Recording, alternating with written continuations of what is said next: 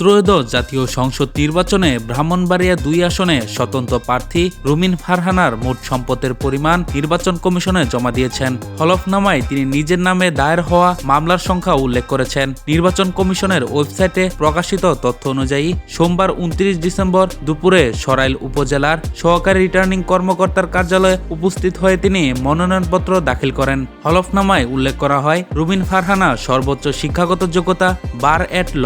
তিনি পেশায় বাংলাদেশ সুপ্রিম কোর্টের একজন আইনজীবী।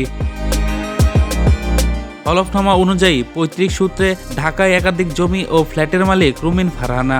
ধানমন্ডি ল্যাবরেটরি রোডে মায়ের কাছ থেকে এবং লালমাটিয়ার বি ব্লকে পিতার কাছ থেকে ৫ কাঠা জমি ও ৫টি ফ্ল্যাট পেয়েছেন। এছাড়া পুরানা পল্টনে শহীদ সৈয়দ নজরুল ইসলাম সরণিতে তার মালিকানাধীন ২টি ফ্ল্যাটের তথ্য হলফনামায় উল্লেখ করা হয়েছে।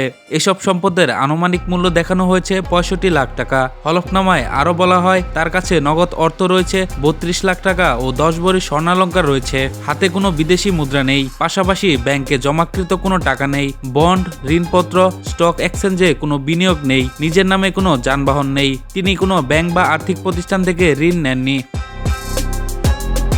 আয়ের উৎস হিসেবে রুমিন ফারহানা বাড়ি ভাড়া থেকে বছরে ৮,৭৫,০০০ টাকা আয় করেন। পাশাপাশি শিক্ষকতা ও পরামর্শমূলক কাজ থেকে তার বার্ষিক আয় ৬ লাখ টাকা। ২০২৫-২৬ অর্থ বছরের আয়কর রিটার্ন অনুযায়ী রুমিন ফারহানা তার বার্ষিক আয় দেখিয়েছেন ৯৭,১৪,০০০ টাকা। এছাড়া হলফনামায় বিভিন্ন আইনে তার বিরুদ্ধে মোট ৪টি মামলা থাকারও তথ্য উল্লেখ করা হয়েছে।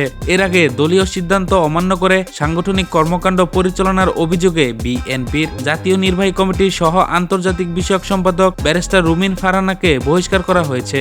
বিএনপির সিনিয়র যুগ্ম মহাসচিব অ্যাডভোকেট রুহুল কবির রিজভী স্বাক্ষরিত এক বিজ্ঞপ্তিতে এই সিদ্ধান্তের কথা জানানো হয়।